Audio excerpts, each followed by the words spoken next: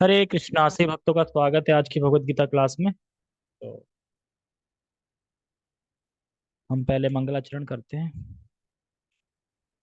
ओम अज्ञानतिमिरान्धस्य ज्ञानञ्जनशलाकया चक्षुरुन्मीलितं येन तस्मै श्रीगुरुवे नमः।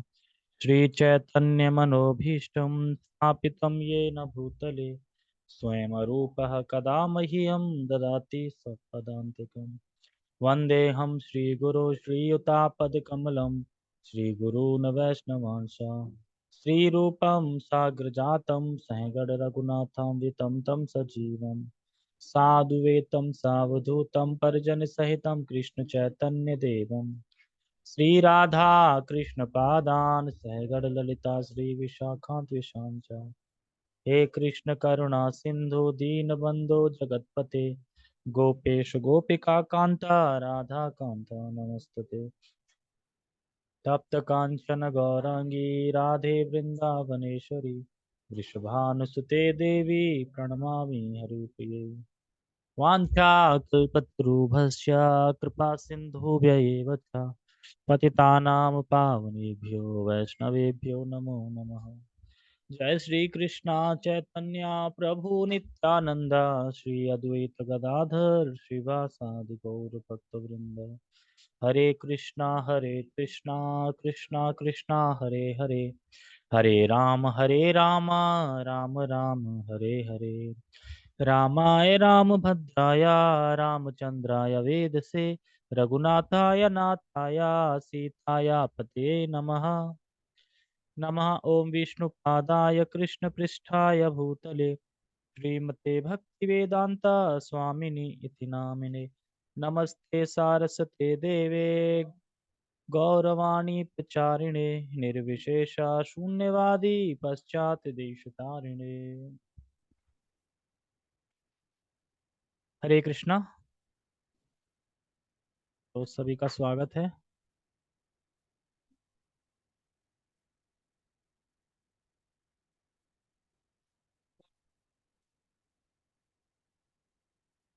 हाँ, उसमें वो वृंदावन की लग गई है।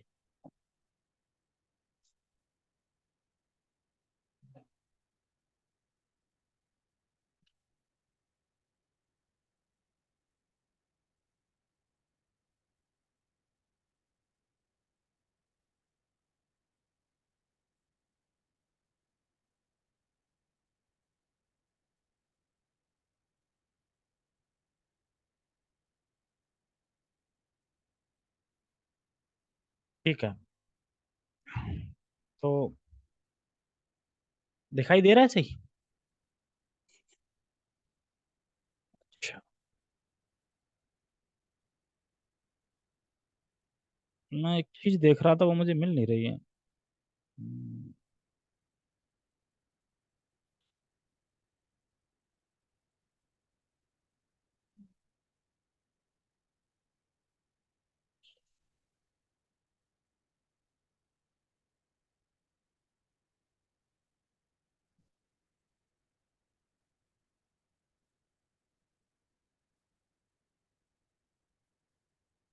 ये पता नहीं क्या आ गया, ये हट नहीं रहा है। हाँ, हट गया।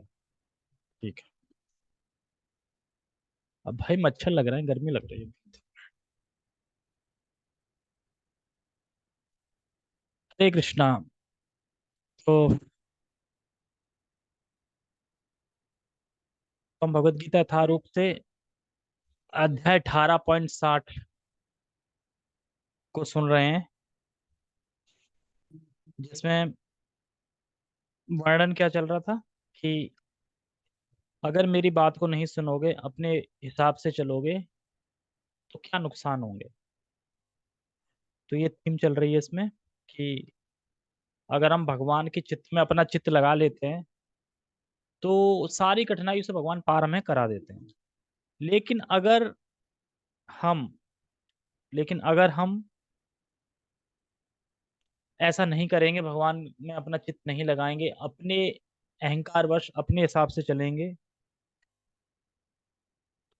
जो भी संकल्प लेंगे कि मैं जो कर रहा हूँ वो सही कर रहा हूँ, मैं जो जानता हूँ वो सही जानता हूँ, तो ये संकल्प टिकने वाला नहीं है। और ये संकल्प आपका दूर हो जाएगा, क्योंकि स्वभाव क्या है आपका? क्षत्रिय का, और क्षत्रिय का स्वभाव मतलब युद्ध करना, तो युद्ध आप करोगे ही। तो उसमें बताते हैं, उसी को और आगे वर्णन कर रहे हैं, ठीक है, मतलब थीम वही है जो कल थी। तो हम एक बार श्लोक का उच्चारण करेंगे। मतलब इसमें भगवान समझा रहे हैं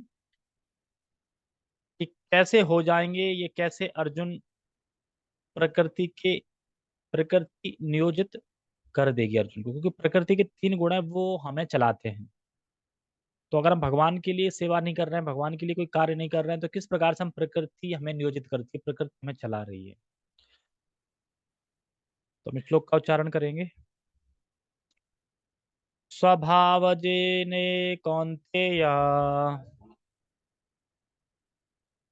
निबद्धा स्वेन कर्मणा कर्तुं नेच्छसि यन्मोहात् परस्यस्य वशोऽपि तथा स्वभावजेन कौन्तेय निबद्धा स्वेन कर्मणा कर्तुं नेच्छसि यन्मोहात् परस्यस्य वशोऽपि तथा। इसे कोई दोहराएगा? इस वाले श्लोक को दोहराएगा कोई? लोग गलत मतलब। स्वभावजेन कौन्तेय निबद्धस्वेन कर्मणा कर्तुं नेच्छसि यन्मोहात् परस्यस्य वशोऽपि तथा।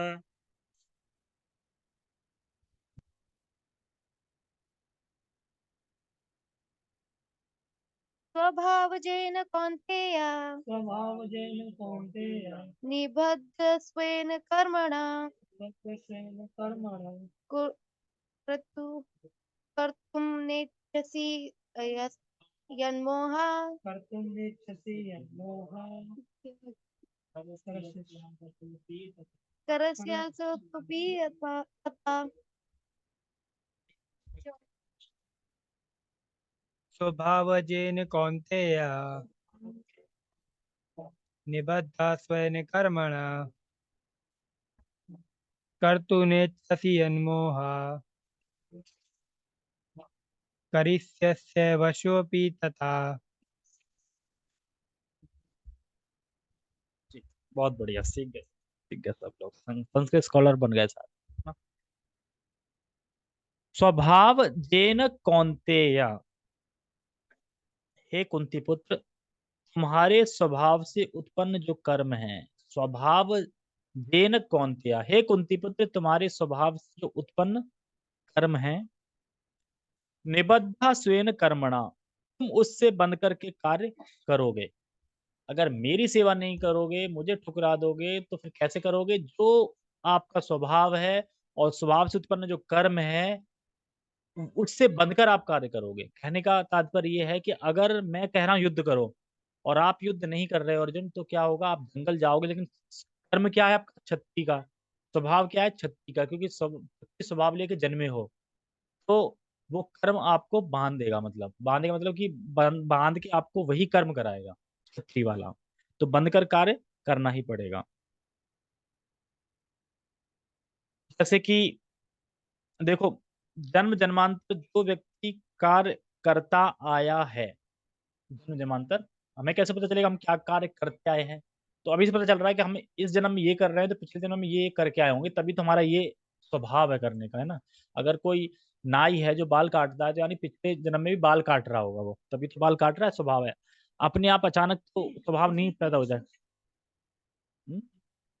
कैसे? स्वभाव उसका नाई का रहा होगा ना। नाई मतलब शूद्र, शूद्र मान लो, शूद्र का स्वभाव रहा होगा।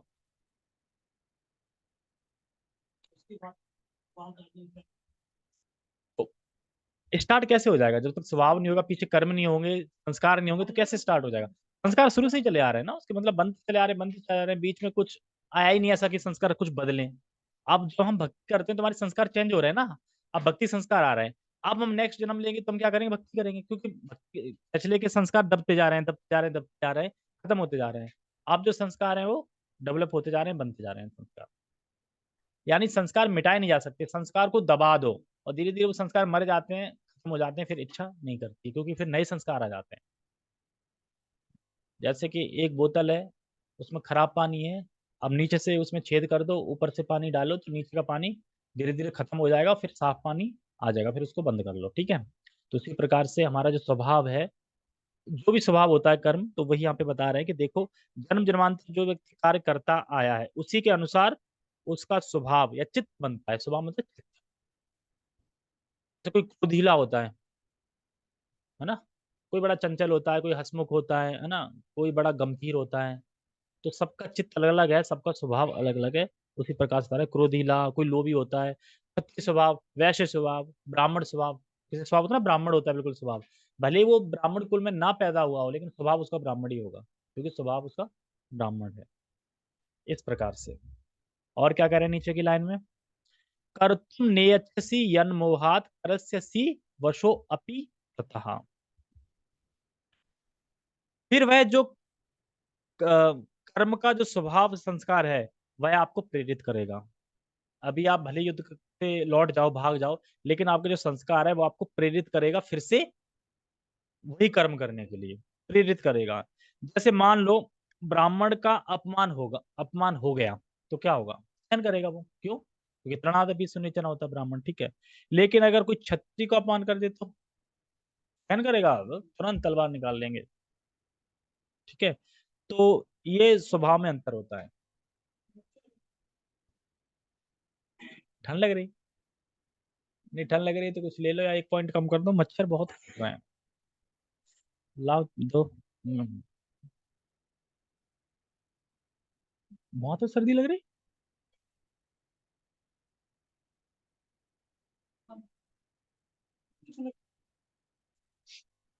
और कम कर दो, ठीक है। कहाँ पे थे हम, ये पंखा कहाँ से आ गया बीच में, ठीक है। तो आगे कह रहे हैं कि कर्तुम नियच्छसि यन्मोहात् करस्यसि वशो अपि तथा। अभी तुम नहीं कर रहे हो मोहवश, कौन सा कार्य जो मैं बोल रहा हूँ, हाँ ठीक है। अभी तुम नहीं कर रहे हो कौन सा कार्य, मैं कह रहा हूँ युद्ध करो, ये कार्य नहीं कर रहे हो, क्यों, मोहवश। लेकिन बाद में क्या है, फिर वो प्रेरित करेंगे वही कर्म, ये बताया जा रहा है।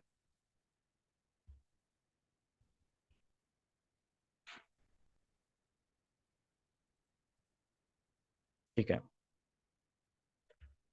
तो मोहवश अपना कर्तव्य नहीं करूंगा, लेकिन आगे तुम अवशो अपि, जो अवशो अपि इसमें वर्ड है ना, उसका मतलब है कि बिल्कुल विवश होके युद्ध करने के लिए बाध्य हो जाओगे। विवश होके मतलब कि तुम्हें ना चाह के भी युद्ध करने के लिए विवश हो जाओगे कि अब मुझे करना ही पड़ेगा। जैसे कि जो सिगरेट पीने वाले हैं, बीड़ी पीने वाले हैं, वो समझ सकते हैं इस बात को कि वो विवश हो जाते हैं बीड़ी पीने के लिए, पीना ही पड़ेगा नहीं तो रह नहीं पाएंगे। और प्रभुपाद जी एक लक्षण बोलते हैं कि लोग बीड़ी फूंकते हैं, तो बीड़ी फूकना जरूरी है क्या, एक सोच के देखो ना, बीड़ी फूकना जरूरी है क्या। ऐसा तो नहीं बीड़ी फूकना तुम बंद कर दो तो मर जाओगे, नहीं मरोगे नहीं। लेकिन बीड़ी फूकने से मिल क्या रहा है, मतलब जरूरी नहीं है तम्बाकू खाते हैं जो लोग, तम्बाकू खाने से क्या मिल रहा है, मतलब कि कुछ ऐसा तो है नहीं कि उसके बिना जी नहीं पाओगे, या वही खाना है आपका, वही जो है, मतलब वेस्ट ऑफ टाइम एक तरीके से, लेकिन वही है कि लत लग गई है इस वजह से। लेकिन वैसे तो वेस्ट ही है ना उसका क्या है, उसका कोई वो नहीं है खाने का। तो यहाँ पे बता रहे हैं कि अवश्यो यन्मोहात् कृष्यसि यशो यस्य अवशो अपि तथा, मतलब कि जो आपके कर्म हैं, क्षत्रिय के गुण हैं, वह आपको विवश कर देंगे वही कार्य करने के लिए।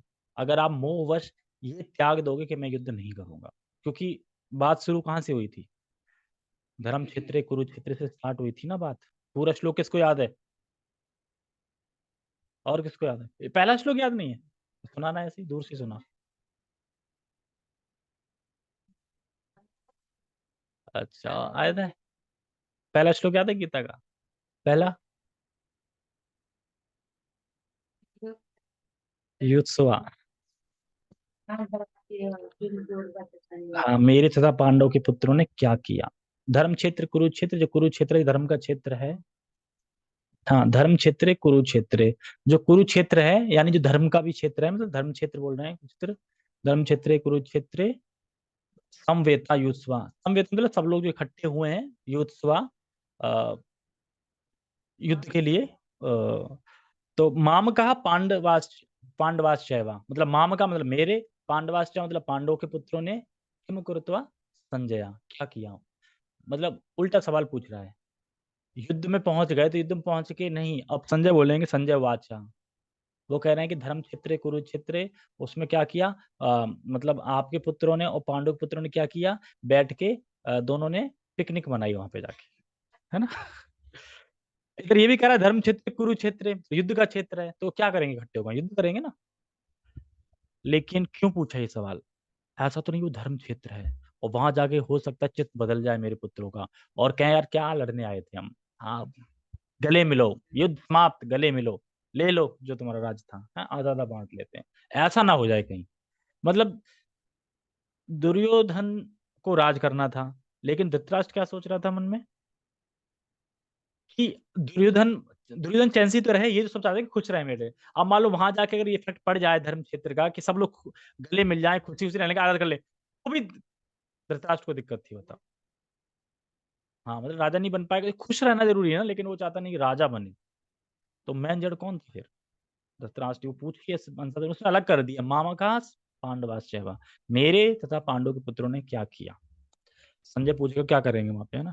अब मैं बोलूं कि आप सब लोगों ने इकट्ठा होके आइसक्रीम की दुकान पे गए और आइसक्रीम दुकान पे क्या किया, आइसक्रीम खाई, और क्या करेंगे। मतलब जिस लिए जो चीज वहां जा रहे हैं वही करेंगे ना। अब ट्रेन में बैठ के क्या किया, सफर किया, गए ट्रेन में, तो उसी प्रकार से ये है। जैसे एक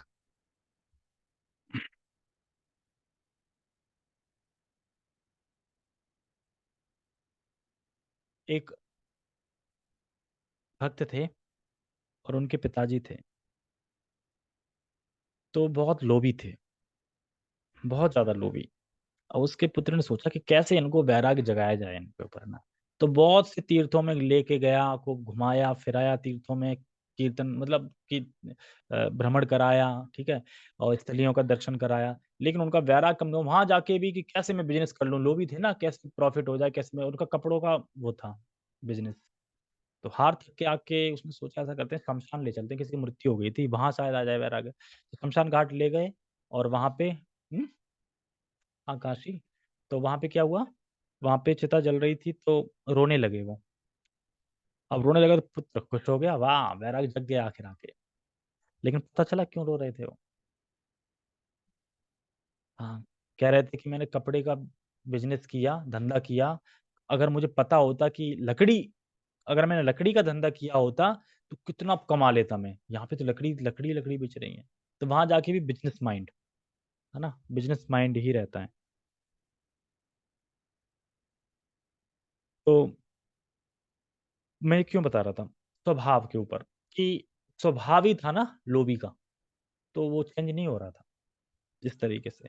इसीलिए फिर जो सुकृति होती है ना वो इकट्ठी करनी चाहिए।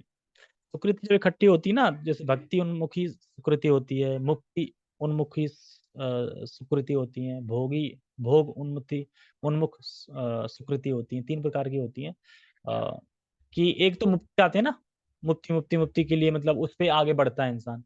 लेकिन हमें चाहिए कौन सी सुकृति, भक्ति वाली, स्पिरिचुअल भक्ति वाली, मतलब जैसे कि जप में मन लगे, कथा श्रवण में मन लगे। अगर इसमें हमारा धीरे धीरे मन बढ़ रहा है तो यानी हमारी सुकृति है ना जो है खट्टी है, वो काम कर रही है, वो काम कर रही है, वो हमें ढकेल रही है सुकृति। क्योंकि सुकृति से क्या होता है, जैसे कि अ, मंदिर गए हम, और मंदिर में जिनको भक्ति का आ भी नहीं पता है, कोई मतलब नहीं है, एंजॉय करने के लिए गए थे, खिचड़ी मिल, प्रसाद मिल गया, और क्या बोल दिया, अरे यार कुछ भी हो, इस्कॉन में खिचड़ी बहुत अच्छी मिलती है, बस इतना बोला तो क्या मिला, सुकृति मिल गई वहां पे, मतलब सुकृति इकट्ठी हो गई कुछ। अब जैसे मान लो कि किसी ने बोल दिया, अरे इस्कॉन के मंदिर बहुत अच्छे हैं, सुकृति मिल गई। किसी ने बोल दिया कि ये देखो भगवत गीता वितरण कर रहे हैं, कितने काले पड़ गए हैं, धूप में चल रहे हैं, क्या तपस्या है इनकी, है ना, और देखो ग्रंथ बांट रहे हैं, सुकृति मिल गई। तो इस तरह सुकृति इकट्ठी होती है धीरे धीरे, और जब इकट्ठी धीरे धीरे तो धीरे धीरे बढ़ने लगता है भक्ति की तरफ। तो पुण्य मतलब सुकृति। तो सुकृति किस प्रकार की है उस पर डिपेंड करता है कि किस तरफ आगे बढ़ो। अगर भोग की सुकृति तो भोग की तरफ आगे बढ़ोगे, है ना, इस तरीके से। तो इसीलिए भगवान कह रहे हैं कि तुम विवश हो जाओगे युद्ध करने के लिए, अभी कर रहे हो युद्ध नहीं करोगे, लेकिन मोहवश भाई इसे इससे मुझे पाप लगेगा, और आगे चल के आप जो विवश होकर कार्य करोगे उसमें आपको पाप लगेगा। इसमें आप सोच रहे हो कि मुझे पाप लगेगा, लेकिन इसमें पाप नहीं लगेगा क्योंकि भगवान बोल रहे हैं। और आगे चल के जो आप करोगे उसमें पाप लगेगा, आप सोच रहे हो कि पाप नहीं लगेगा, लेकिन पाप लगेगा क्योंकि मैं नहीं बोल रहा। इस प्रकार से अनुवाद पढ़ते हैं। इस समय तुम मोहवश मेरे निर्देशानुसार कर्म करने से मना कर रहे हो, लेकिन हे कुंती पुत्र, तुम अपने ही स्वभाव से उत्पन्न कर्म द्वारा बाध्य होकर वही सब कुछ करोगे, क्योंकि युद्ध करना अर्जुन का स्वभाव है और वो करेंगे बाद में, अभी नहीं करेंगे। और कह रहे हैं कि इस दुनिया के अंदर वैसे लोग वही करते हैं जो उनका स्वभाव होता है, वही तो करते हैं इस दुनिया के अंदर। कोई भी लोग देख लो, जो उनका स्वभाव होगा वही कर रहे होंगे। मतलब सामान्यतः लोग क्या करते हैं, जिनका जो स्वभाव है वैसे कार्य कर रहे हैं, अपने स्वभाव के अनुसार ही कार्य करते हैं लोग इस दुनिया में। जैसे अगर प्याज को, भले ही प्याज को चंदन में भिगो दिया जाए, गंगा जल से सींच दिया जाए, और फिर वो निकले पेड़, उसमें प्याज आए, तो उसके उसमें सुगंध आएगी, तभी बदबू आएगी उसमें। क्यों? उस प्याज का स्वभाव ही है बदबू देना। उसी प्रकार से जो दुनिया में जो लोग लगे वो अपने स्वभाव के अनुसार ही कार्य कर रहे हैं, इसलिए अपने स्वभाव के अनुसार ही कार्य करता है। तो स्वभाव के अनुसार कार्य करता है, तो इसमें क्या फर्क है? देखो, स्वभाव के अनुसार कार्य करता है, लेकिन अगर मान लो भगवान की तरफ मुड़ रहा है लेकिन सेवा कर रहा है, तो सेवा भी अपने स्वभाव के हिसाब से करेगा। अभी स्टार्टिंग में क्या करेगा, जो उसका स्वभाव है वैसी सेवा करेगा। जैसे कि उसे कुकिंग करने का स्वभाव है, तो कुकिंग कुकिंग का मतलब कुकिंग करेगा भगवान के लिए ना, तो स्वभाव के अनुसार कार्य करेगा। लेकिन जब उसमें वह हरे कृष्ण महामंत्र ऐड कर देता है, तो ये स्वभाव से नहीं होता, ये भक्ति सीधा हो जाती है। इससे फिर वो ऊपर तरक्की कर जाता है, फिर वो स्वभाव से नहीं, फिर भक्ति में धीरे-धीरे आ जाता है। अभी तो जैसा स्वभाव है, उसके अनुसार वह कर रहा है। किसी स्वभाव घूमना है तो चलो मॉल वगैरह घूमना छोड़ के स्पिरिचुअल जगह पे घूमना स्टार्ट कर दिया। लेकिन हरे कृष्ण महामंत्र ये कोई भी कर सकता है, ये स्वभाव नहीं है, मतलब ऐसा नहीं कि स्वभाव है। हरे कृष्ण महामंत्र तो स्पिरिचुअल है, सुकृति जब इकट्ठी हो जाती है और भक्तों के संग से, या कोई पुण्य जागृत हो गया, बस मिल गया एक बार, भक्तों का संग मिल गया, स्टार्ट हो गया।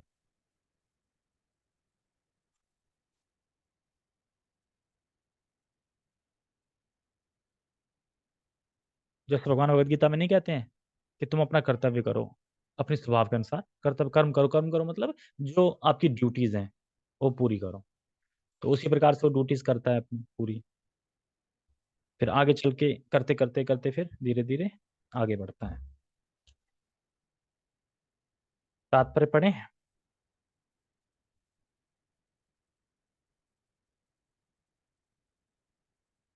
तात्पर्य, यदि कोई परमेश्वर के निर्देशानुसार कर्म करने से मना करता है, तो वह उन गुणों द्वारा कर्म करने के लिए बाध्य होता है जिनमें वह स्थित होता है। क्या मतलब है इसका?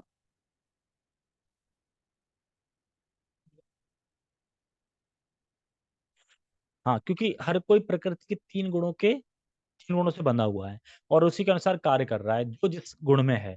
अगर मैं भगवान की बात नहीं मान रहा हूँ, भगवान के निर्देश को नहीं सुन रहा हूँ, फिर मैं वही करूंगा जो मतलब बाध्य अपने आप हो जाऊंगा करने के लिए जिस स्थिति में मैं हूँ। अगर मैं रजोगुण की स्थिति में, तो रजोगुण के हिसाब से कार्य करूंगा जो मेरा स्वभाव है। तमोगुण में है तो तमोगुण में करूंगा, और अगर सतोगुण में है तो सतोगुण में करूंगा। उसमें कोई गुण नहीं बांध रहा ना, वो तो भगवान के लिए है ना। भगवान कह रहे हैं कि युद्ध करो, तो ऐसा नहीं है कि अब युद्ध कर रहे हैं तो युद्ध करने में हम फंस रहे हैं, पाप लग रहे हैं। वो फिर न्यूट्रल हो जाता है, मतलब उसमें कोई पाप नहीं लग रहा है। इस प्रकार से माना जाएगा वो छत्री छत्री रजोगुण में रहते हैं, लेकिन उसी से प्राप्त कर लें भगवान को। क्यों? क्योंकि उनका स्वभाव ही रजोगुण है ना। लेकिन उनकी ड्यूटी क्या है? युद्ध करना। लेकिन युद्ध करने से भाग रहे हो, तो फिर कुछ ना कुछ तो प्रेरित करेगा ही ना आपको कर्म करने के लिए। क्या करेगा? क्योंकि आप क्षत्रिय हो तो फिर युद्ध करने का ही करेगा। लेकिन वहां आपने बात मानी नहीं, तो यहाँ पे फंसोगे। ये चीज समझाई जा रही है।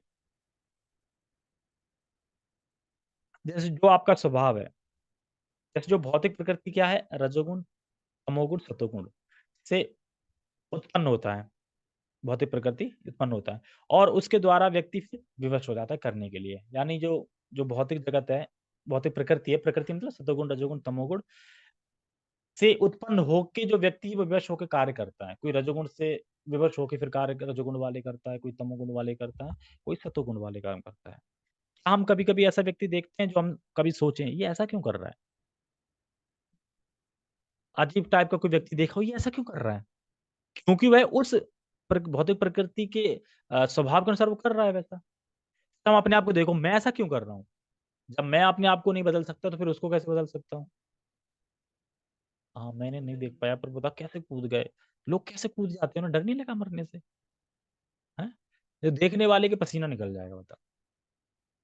ऐसे बैग की तरह बता रहे फेंक दिया ऐसे करके। और क्या?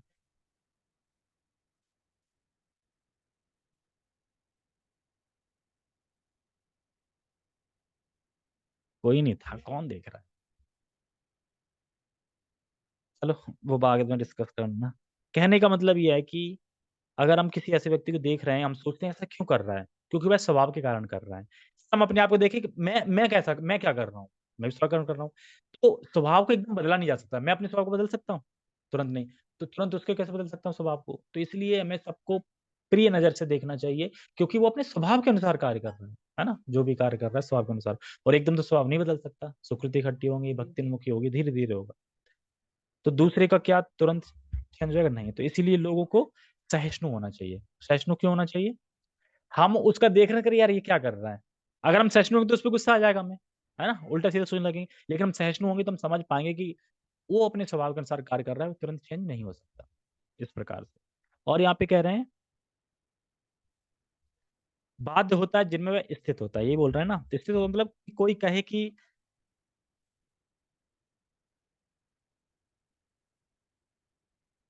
कोई कहे कि हम खाना बनाते हैं, तो खाना नहीं बनाएँगे। तो ऐसा हो सकता है? जिसका स्वभाव ही है खाना बनाने का, अब फिर बोले हम खाना नहीं बनाएँगे। भले वो बोल दे तो भी खाना बनाएगा मतलब एक एक समझाने के लिए एग्ज़ाम्पल प्रभु जी ने खाने का दिया था, खाने से समझ आता है। तो अब खाना बनाना स्वभाव है, खाना नहीं बनाएँगे तो खाना बनाएगा और मान लो अगर खाना नहीं बनाएगा तो भूख कैसे लगाएगा?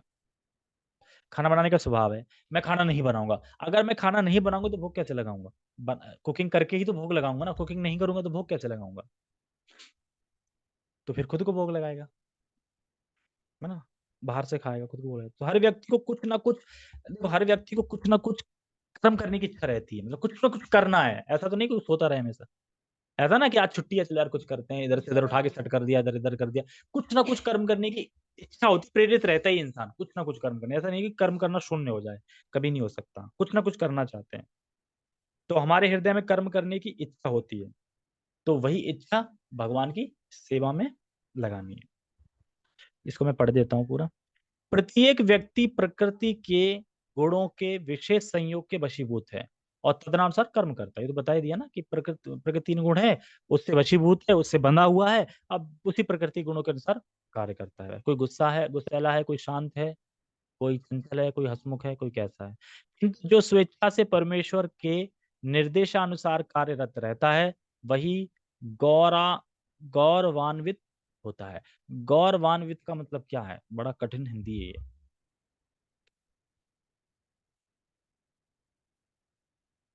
बोलो गौरंगा, नित्यानंदा। बहुत मिस कर रहे हैं मायापुर को, है ना? ऐसा लग रहा है फिर से ट्रिप आ जाए 1 महीने बाद, है ना? कर रहा है या फिर वहाँ जाके ये तो नहीं कर रहा था वो दिन? तुम बढ़ा सकती थी, पूछ लेती फ़ोन करके यहाँ पे। चलो ठीक है। तो गौरान्वित होता है, जब वह परमेश्वर के निर्देशानुसार कार्य करता है, तो गौरान्वित होता है। गौरान्वित का मतलब क्या है? प्रभु जी बता रहे थे कि श्रील रूप गोस्वामी शायद हरि नाम की महिमा में कहते हैं कि जो व्यक्ति हरे कृष्णा जो मंत्र है, बोलने की इच्छा करता है, बोलता नहीं है, बोलने की इच्छा कर रहा है, हरे कृष्ण महामंत्र। जो चित्रगुप्त है ना, वो भयभीत हो जाते हैं उससे। अरे! ये तो भगवान का नाम ले रहे भगवान का नाम ले दे, ये तो हरिनाम लेने वाला है, ये तो हरिनाम ले देगा अभी, है ना? और हरिनाम ना बोल दे कहीं, मतलब हरिनाम की इच्छा कर ली ना, तो हो सकता है बोल दे तो पाप खत्म, तो हरिनाम ना बोल दे कहीं। और ब्रह्मा जी क्या करते हैं, जब कोई इच्छा करते हैं हरे कृष्ण महामंत्र बोलने की, कोई इच्छा कर रहा है, भाई मैं सोच रहा हूँ कि यार हरे कृष्ण महामंत्र बोलूं, मतलब बोलने की इच्छा कर रहा है अंदर अंदर, बोलूंगा, चलो आज नहीं बोलूंगा, कल कल सेंडिंग करूंगा, कल से बोलूंगा, है ना, ऐसी इच्छा कर ली उसने। तो ब्रह्मा जी उसके लिए मधुपर्क बनाते हैं, जो किसी उससे बनता है, दही से, दूध से, पता नहीं उससे क्या होता है, क्या बोलते हैं उसको, हनी बोलते हैं, क्या बोलते हैं, हाँ शहद से। तो मधुपर्क बनाते हैं कौन, ब्रह्मा जी उसके लिए, क्योंकि उन्हें पता इच्छा कर ली अब एक दिन बोलेगा ही, तो मधुपर्क बनाने लगते हैं उसके लिए। सोचो हरि नाम की महिमा कितनी है, सिर्फ इच्छा करिए, बोला नहीं है अभी, लेकिन हमें समझ में क्यों नहीं आ रहा, क्योंकि अभी हमारा हृदय शुद्ध नहीं है, हम समझ नहीं पा रहे, जब समझेंगे तो फिर तो 16 नहीं 64 करने की कोशिश करेंगे। तो हरे कृष्णा तो बोला जाए एक बार, हम भी बोल दें फिर ना, ब्रह्मा जी शायद बना दे मधुपर्क। हरे कृष्णा कृष्णा कृष्णा हरे हरे, हरे राम राम राम हरे हरे। तो शास्त्र सुन करके स्वयं ही अकेले नहीं, लोगों को प्रेरित करना चाहिए कि हरे कृष्णा बोले। तो गौरान्वित यानी जो कृष्ण की सेवा करता है उससे सभी देवता आशीर्वाद देते हैं, प्रसन्न हो जाते हैं, ये मतलब है गौरान्वित, गौरवान्वित होना, मतलब कि जो भगवान निर्देश को मान रहा है तो उसे देवता भी लोग उसे आशीर्वाद देते हैं। जैसे मधुपर्क बना रहे हैं ब्रह्मा जी, ठीक है, चित्रगुप्त तो एकदम देखते भी नहीं है उसकी तरफ, चरणों से ऊपर नहीं उठा पाते नजर, क्योंकि बोल ना दे कहीं एकदम मुख से, है ना, देख के तरीके से। ठीक है, ओके।